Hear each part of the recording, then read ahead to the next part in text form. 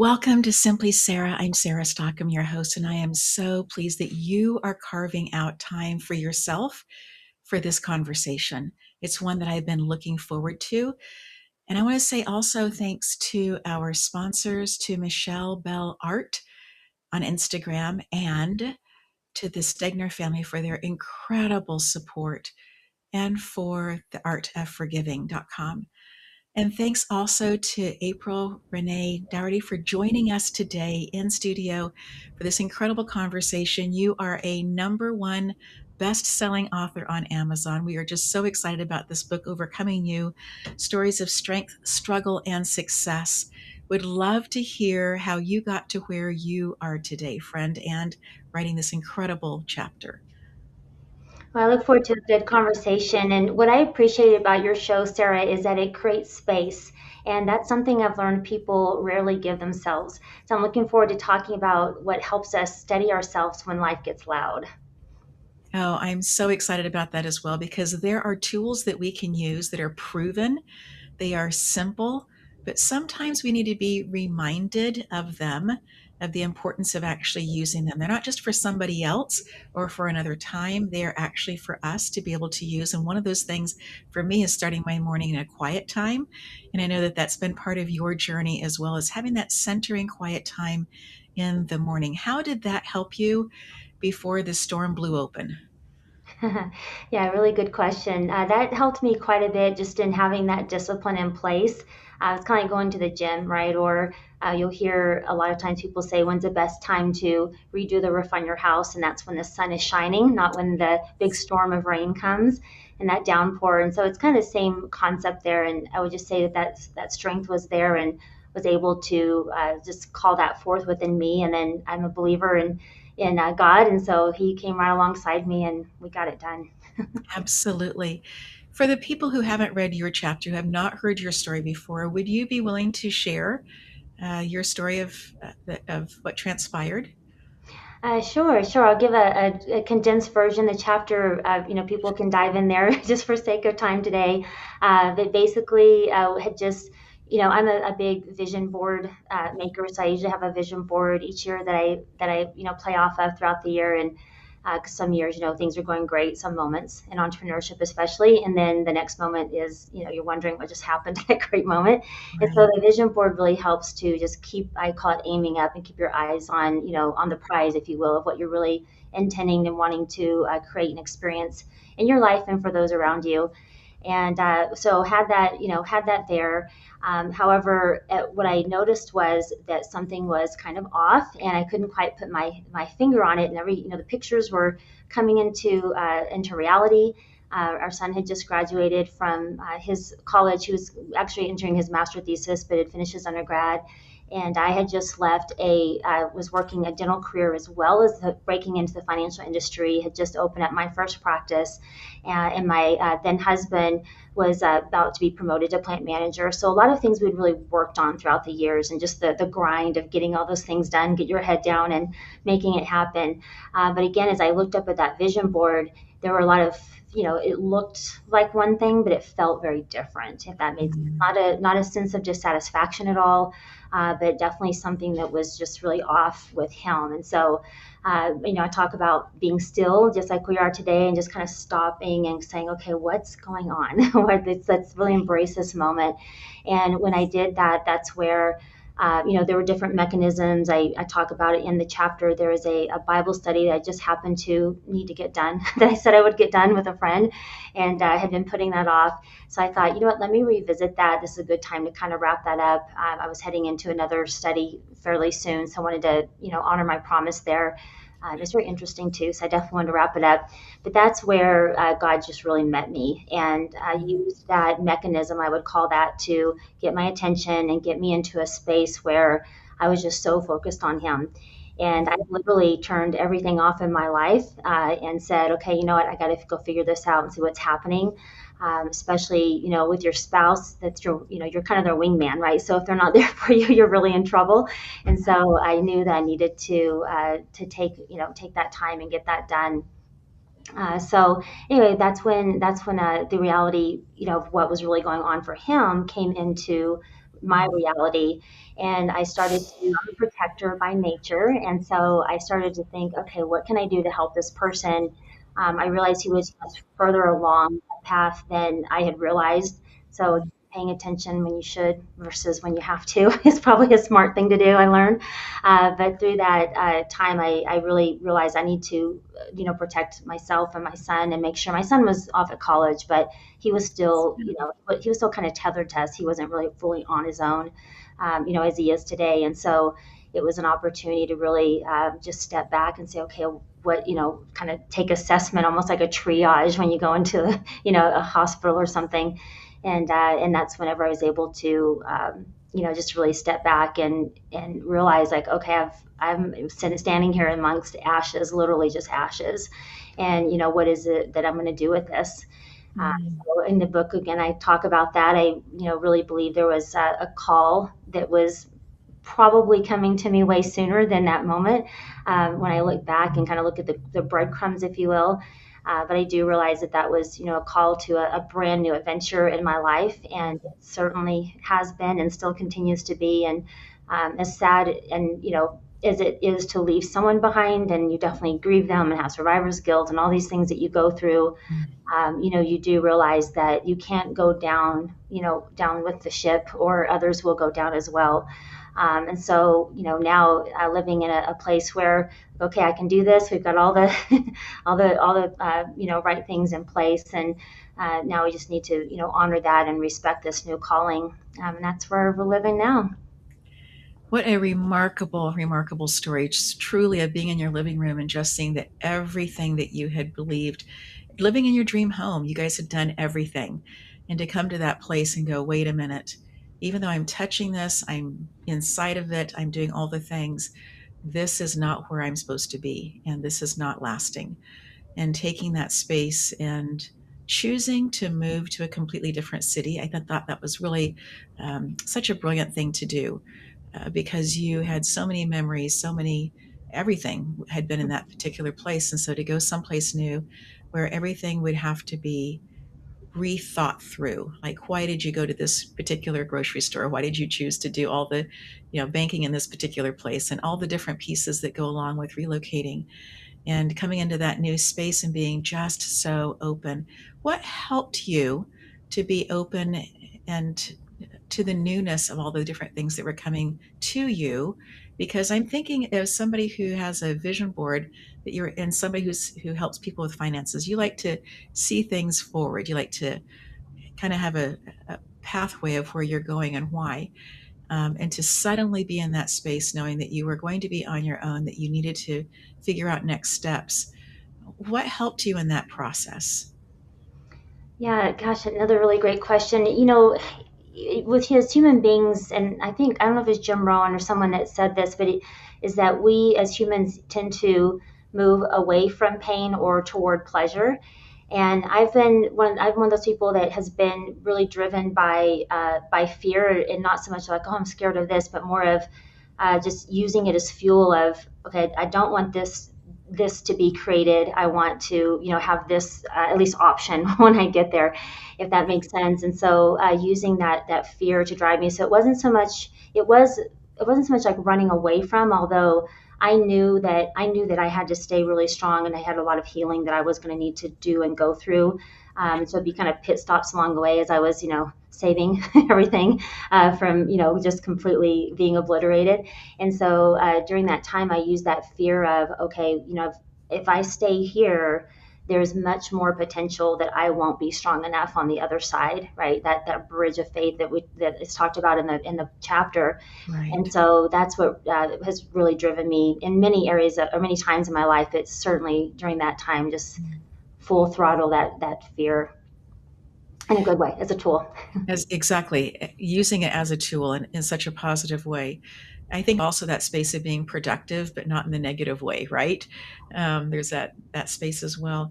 How did you leave your friends? You're part of a community, a spiritual community. You have Bible studies that you're involved in with other women. You are living life. I mean, you are involved in the community. How did you go from this vibrant space of interacting with people to a place that in my own memory, my own experiences just feels so quiet and like the stillness has sound. How did you navigate that?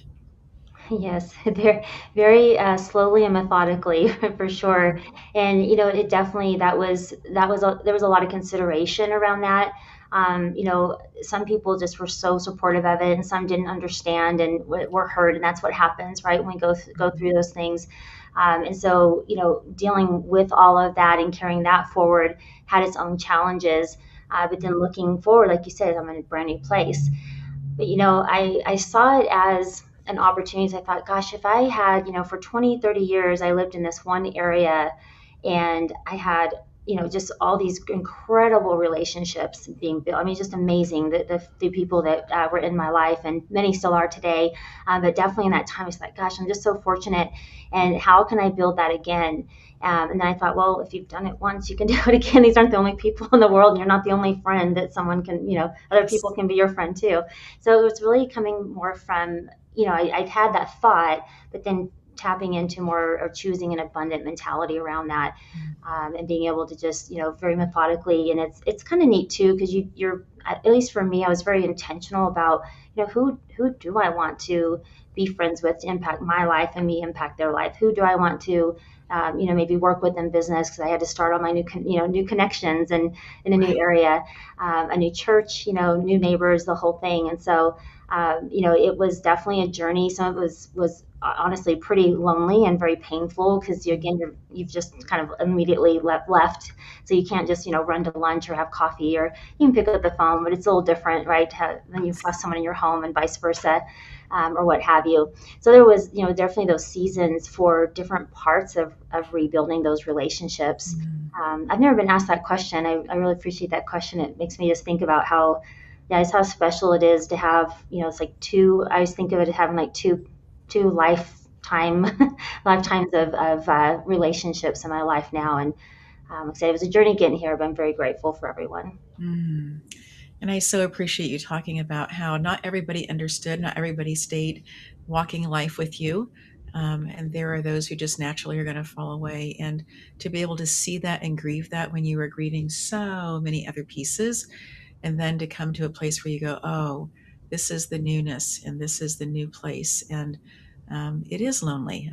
We relocated about 2.5 years ago, and part of the gift of the moving is that we had all gone through the shutdown several years prior to that.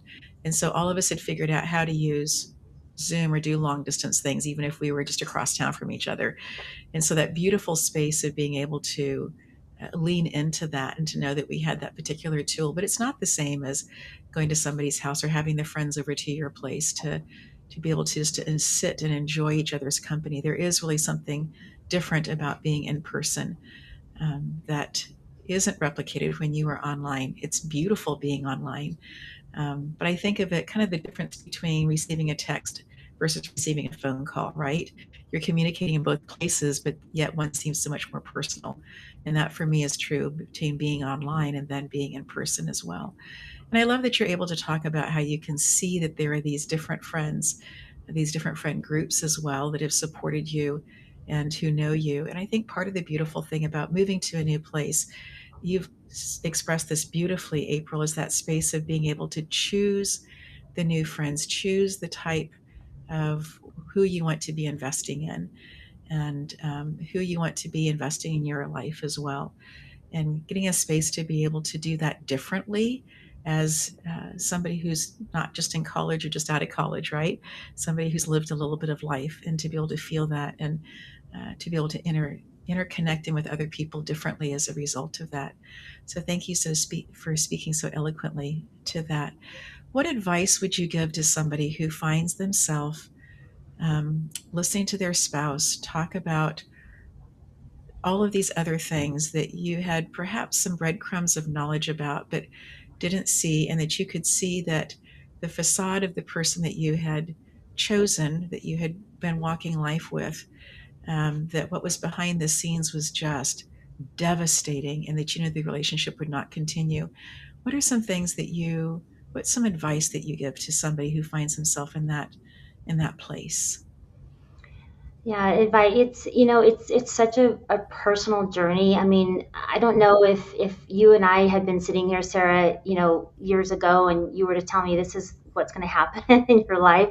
I don't know if I would have believed you about the choices that I made during that time.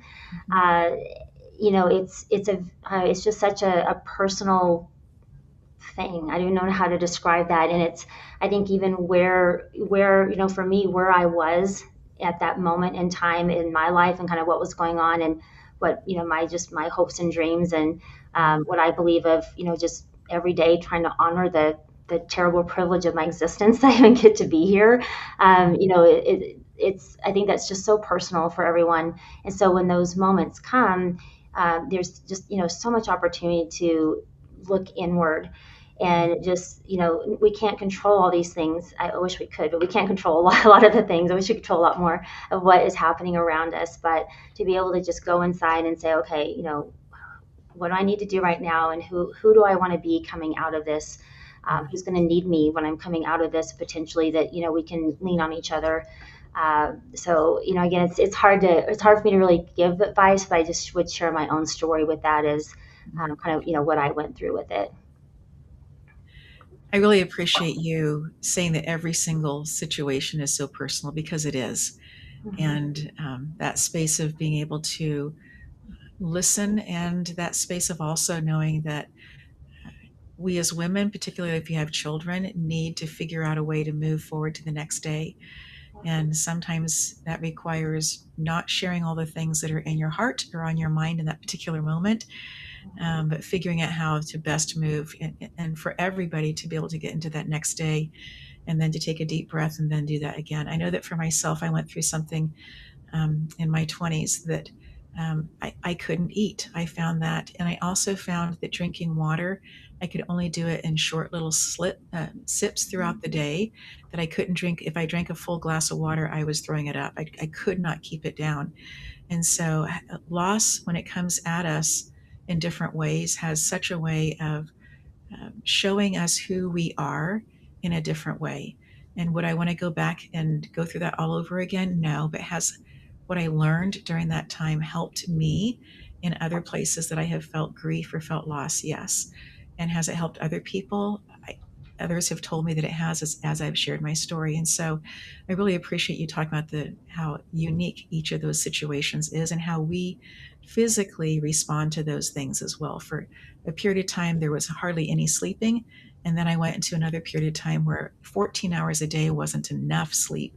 And it wasn't that my thyroid had anything wonky going on. It was just the energy of having survived something and gotten to the other side of it. And I could finally relax. I could finally let go. And boy, when I did, sleeping was the thing that I did. Again, it's a very personal thing. Other people do other things, definitely. You talk about being invited to ride a bike. You'd been very athletic prior, and you take up not just biking for the fun of it, but being in the Swiss Alps and doing these incredible things and wanting, with the lack of oxygen and no houses around. I mean, you were up in the space that you choose to continue to go on. Can you share a little bit of reason why you chose to continue to go? Yeah, so well, I first of all, I was in quite a bit of resistance, I think, to it in the beginning because I thought, who has time to go ride a bike? I'm trying to, wanting to get my life back together here and building that. And so, but what I found is it was actually designed for women. A woman had gone through something herself, and Mm, she had gone through. I forget the name of the trail, but it goes from Canada all the way down to Mexico through the United mhm. States. If you Yes. say it now, I probably know it. But she did that unsupported, all by herself. And what she shared is, what she got out of that. And so when she shared that story with me, and then a colleague of mine actually was in that as well, because she had created a space for women who were going through something, whatever, transition or life event was. And so that's how it came about. And again, I was pretty resistant because I thought I was not have time for this. But to be able to, for me, again, just going on the bike and practice, riding every day, getting the miles in, because when you're going to the Transalp, or if we went to Moab first, you think, I don't want to die out there. So you do Right. as much, all the training that you can, and then a little bit more, just to make sure you're prepared. And but what I found in that place with that group of women is, because we were going through something, it was like I didn't have to go to work and face other people's grief, and other people like, how are you doing? I'm like, I'm doing fine if you didn't ask me. And then they would break down and cry, right? So Right. it was a lot to manage throughout, throughout the days, but to be able to have a place where I could get on the bike, whether it was doing a training ride or joining my fellow bike riders, and for training or for the actual event, was just so freeing. But it was, there's a lot of lessons I learned with that. I mean, just that, consistency, because you have to stay consistent. And I was the rider. I would usually be in the front, and then there was a woman who would kind of catch everyone. She was good at making sure that any stragglers would be pulled up. And I just remember being on one of the mountains that we were in the Transalp, and I thought, I just wanted to stop so bad. I think that's what I am talking. I think I mentioned that in the book. But I said, I just want to stop so bad. And I just heard, you can't stop, because if you do, all the women will fall. And so, I just remember digging into places that I didn't even know existed inside of me. I'm sure you've had those experiences too. And it was like 2 hours of digging into places I didn't know I had. So it was a quite profound experience for me. But yeah, I learned a lot during that time. And then all the women, we got off the mountain that day. That is so beautiful that everybody was able to complete it, but in part because I'm sure that they were also going through the same internal battles of, what are we doing out here? And this is just so much harder than I thought. And the lack of oxygen is just not fair. And all of those feelings of depletion, and the body is going through that, that's responding to that. And yet knowing that you are together doing this work together. I have a picture I haven't found recently, but it's of my family of origin when we were in the Swiss Alps. And I'm so looking forward to finding that picture, because there's such strong memories that I have of us being there and being together. And um, yes, I'm looking forward to finding that when it's going to be in a box someplace. Um, so, as you are thinking about all the different things that you have gone through in your life, you worked in dental hygiene and then you began working in finances. How did you decide what your next step was going to be to bring in finances? Because at some point, you needed to figure out what your days were going to look like and what was going to be filling the bank account. So, how did you make that decision? The decision to move from one career to the other. Yes. Yeah, so well, that both my careers, it's kind of interesting. I know you and I both know Gary Barnes, and he and I share a similar story where, our careers have. He's had many careers, but two, Yes. but they both have, those careers have just kind of found me, if you will. Mhm. Dentistry was the same way, and with finances, I originally was just looking for an advisor. I did what you're supposed to do: go to school, get good grades, get a good job. So I did that, and found myself. I absolutely love helping and serving people. You don't work in dentistry or finances if you don't usually. And so, both just very noble careers. And what drew me into dentistry is what actually drew me into finances. And so, as I was looking for an advisor, I had a great place to find any referral that I would need usually, and that was through the dental patients in the office, because they're there all day and they all have their own worlds. And I started asking around, and whether someone was an actual financial advisor or they just liked math, there are those people. They're there. I'm not one of them. I like calculators, but I would ask them, like, how does this money thing work? Like, I know how to make it. I figured that part out, but what do I do with it now? Like, how do I make it work? So I grew up in a family. My mom was really great at saving, and she managed the household budget, and so I knew how to do that, but I didn't know how to really invest and have that money, Mm. work for me when I was working and work for me when I was sleeping. And the 401ks were somewhat new at that time. They're still new, but they were really new at that time. And so I was just trying to learn, like, how does this thing work? And the gentleman actually who was the advisor for us with our 401k plan at the dental office, I actually cleaned his teeth. So I would literally pick his brain trying to figure out how does this thing work. So I just became really, really curious, and the answer came to me one day one of our dental patients came in and they actually had just switched advisors and just their advisor, aged out kind of thing. And so they had met someone new, and the woman said, I met our other advisor and he was great, but he and my husband kind of talked more about golf and things like that. And she Mm. said, I didn't really understand a lot of what they were saying. So I just kind of, went the first 2 or 3 appointments, got some things signed off, and last several years he's gone to visit. But this new advisor really just she was female, but she said that's not really the important part. It was that she educated me Mm. right where I was at. And so she said she was literally having a conversation with my husband and with me at the same time, and they were totally different conversations. Wow. So I asked for that person's number, and not only did she become a financial advisor, but after I started working on, her homework, I was really good about that because, she was giving me her time. So I wanted to be a good steward Yeah. of that, and started to just see, I call it as, I felt like I was window shopping to my dreams before. And all of a sudden I'm like, wow, it's like the vision board. It's like I'm actually putting things on the board now of what is possible, and that I can really see myself achieving those. And before she and I knew it, we just kind of fell into about 2.5, 3 years later, fell into this mentor-mentee Mm. relationship. And I was asking her about licensing, and I just, came in through that side. So I wasn't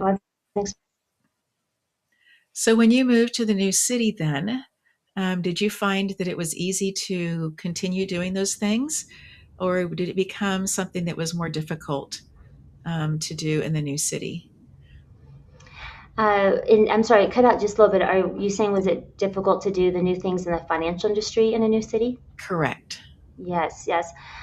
Somewhat, simply because yeah, I mean, it's just having those relationships. And I wasn't really one of those people that would, like, dial for dollars every day kind of thing. I was more just kind of organic growth with, friends, family, colleagues, people that I knew, and a lot of referrals that would come my way. And so, building new relationships, it takes time to build that trust, especially because we were all older by then, right? We've been around the block a few times. And so, we are more intentional with, with that. Plus we're just busier because we're older now. We have a lot more going on. So true. So yeah, so that took quite a bit of time. Thankfully, my clients from before are gracious, and are just, almost all of them are still around, which is really great. But yeah, Beautiful. it definitely took some time, and it was getting used to. I thought, why isn't this happening faster? It's like, oh yeah, Yeah. trust takes a while. I'd lived somewhere, again, like I said, 2, 3 decades before in that area. Right. Yeah.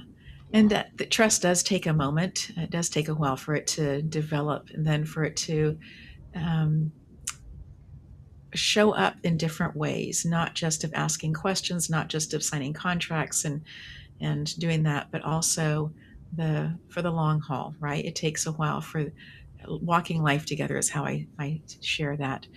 Yeah. So who do you particularly focus on working with now in the White Oak planning? Because planning is going to be more than just, hey, it's good to put your money in these places. Planning has a wider birth to it. Yes, yes. And like you were describing, it's that journey, right? And life is a journey. It's not a one and done. Let's get your investment set up and you're done, or whatever part of your financial plan, even that evolves. And traditionally, I had quite a few more just like traditional family arrangements, small business owners that were my clients. And as time has gone on, as my life has evolved, it's very interesting how it's worked. Where when I first became single, all of a sudden I was attracting all these single women and a Right. few single men, right? But mostly single women. And then I was attracting some folks that had become widowed. And then once I became remarried, I realized, first of all, just planning and putting all the plan together there, I started to realize, like, you know what, there's some nuances to this that I wasn't really paying attention to. I grew up in a blended family, but it's very different to be an adult in a blended family. In Mm. fact, I went back to my blended family clients and apologized. I'm like, oh my gosh, there's all these things we could have been doing to help you guys. And I'm like, oh, we didn't know. And so, that's what I'm here for. So it was really good to exciting, to see, like, wow, there's all these again, these nuances and ways that, I can serve in such a deeper level. Mm. And I actually was doing mainly investment management, kind of dabbling, I would say, with the planning, but not a real cohesive part of my business. And being able to do that with the blended families, it helped me, because again, you go very, very deep in the plans, but it really helped me to turn around with the clients I had, whether they were blended or not, and be able to serve them in ways that, just it just deepens a relationship whenever you do it that way. So, are you primarily now working with women, or is it with anybody who hears you and goes, "You are the right person, you're the right fit, the right energy"? Um, what are you? How are you interacting with new clients or bringing the new clients in? Yes, yeah. So they say to pick an avatar, right? Your main your main client, and I would say women definitely tend to be more drawn to me. Just they'll say I'm kind of like the safe place. A lot of women actually feel very safe with me around their husbands, which is a good bonus, right, for all of us. And being able to whether it be the male or the female. That maybe needs a little bit more education, or some that go, I don't really need to go through all that. Let's just get things done. But I do find that women tend to be more initially, at least, Mhm. magnetized to me. Do you find you talked about your mom being the person who paid the bills and did all those things, finances and stuff?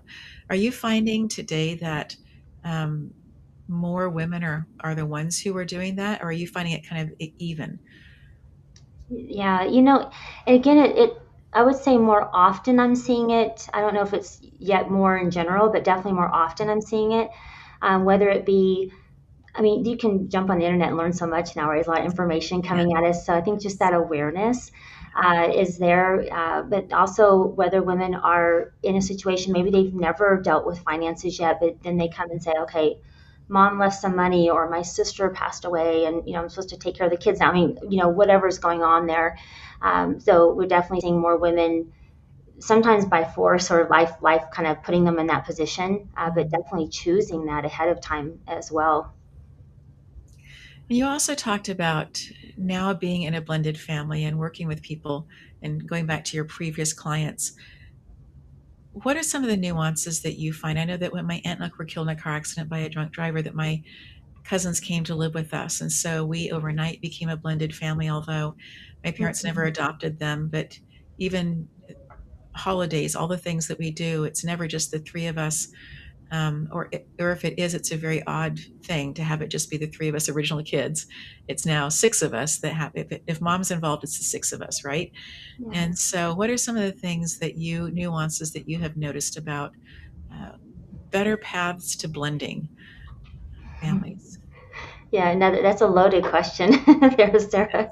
Again, it's so personalized. I mean, you just gave such a great example of what your family experienced and how you guys blended, and then our blending looked different as well, right? And I think that path, again, it's very, very personal. I think there's definitely tools to help and support us through that, but it's very, very personal. I mean, even when from the again in the financial piece, when people come to the practice, is really meeting them where they're at and making it very personalized for them. We don't just like throw up a pitch deck, here's what we do. It's like, where are you at, what do you need, Mhm.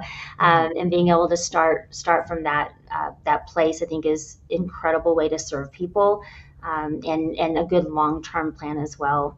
And again, I'm sure through your experience you can imagine, it's really nice when people meet you where you're at, instead of kind of Yeah, putting you into a mold, if you will. it is really, really nice. In my growing up situation, my uncle had a brother who he was very close to. There were lots of kids, came from like one of 12. So there were lots to choose from, but there was one brother in particular that he was close to who was also really good with finances. And he and his wife, Dave and Glow Forbush, came and walked alongside with my parents.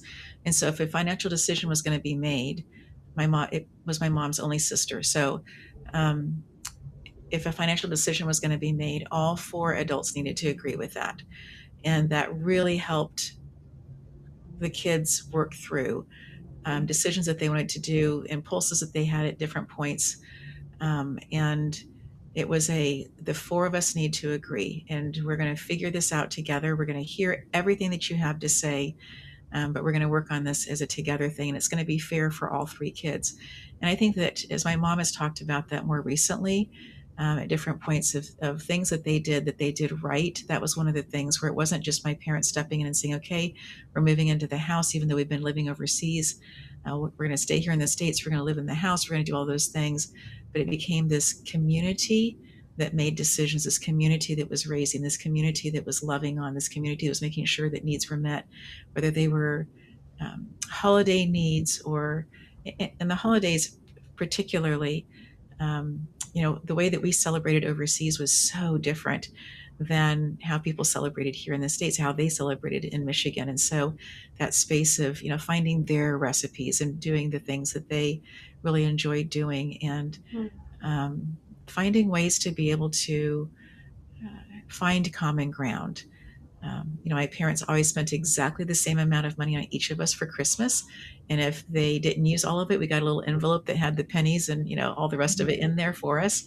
And again, just a very, very different way of parenting, of doing finances. And yet, um, my parents helped and moved forward these different conversations in different ways for them as well.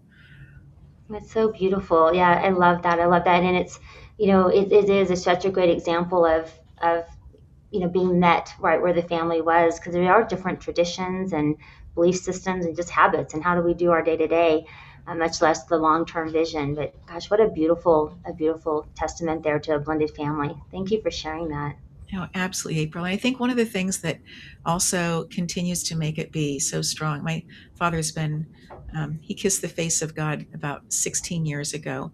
But he and mom were so much on the same page about this is how we do it. It's different than my dad was raised, I think. Um, and there were nuances that were different than how my mom was raised as well. But my parents had just this is how we're going to do this, and we're going to be fair consistently. And so, even this most recent holiday that we had, there was that space of, everyone needs to have a feeling of belonging.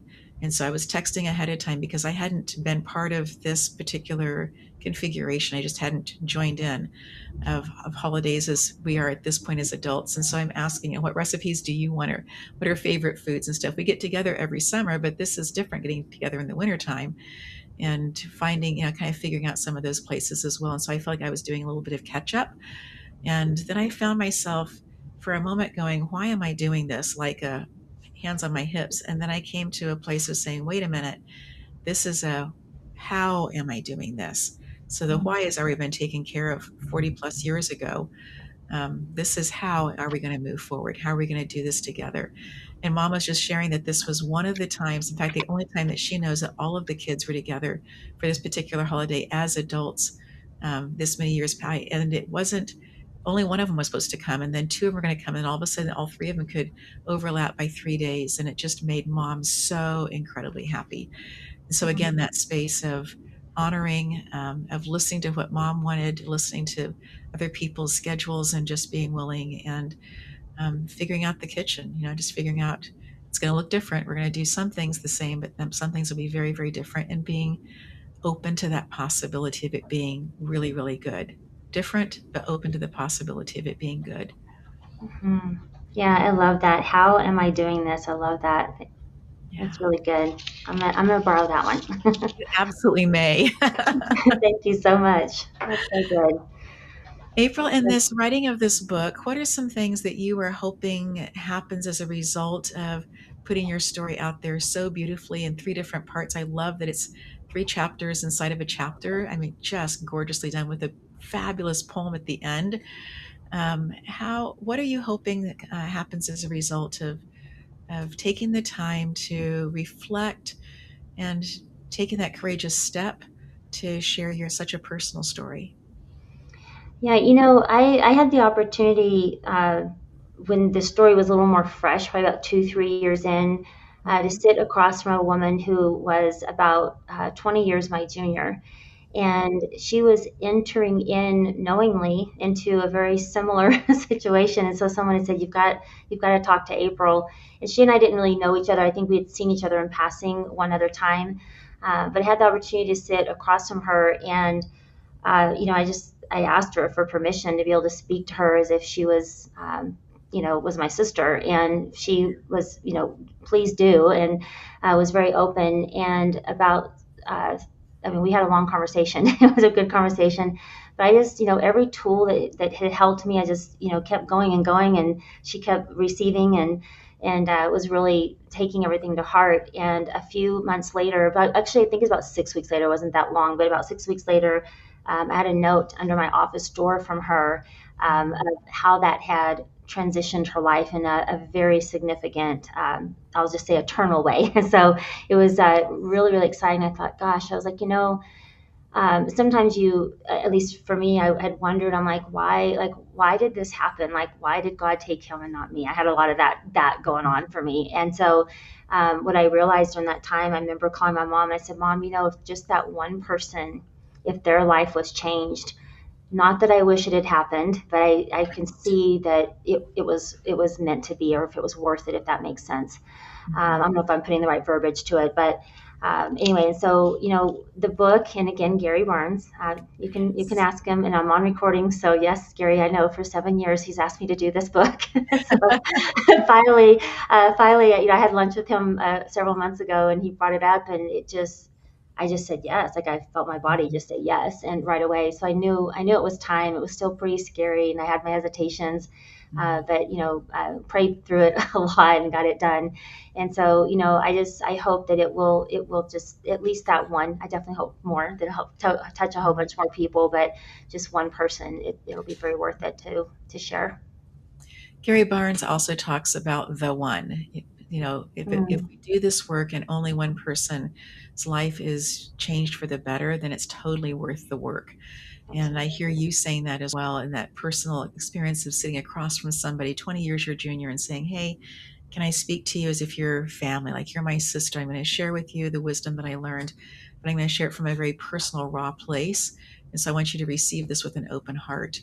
And so, as she did that, and you get this beautiful note back, that's that confirmation that you did the work. You didn't just survive, that you moved through it in such a way that you could see spiritual things happening positively, that you could see expansion happening in your life as a result of your obedience. You are saying, this is not what I wanted with my life.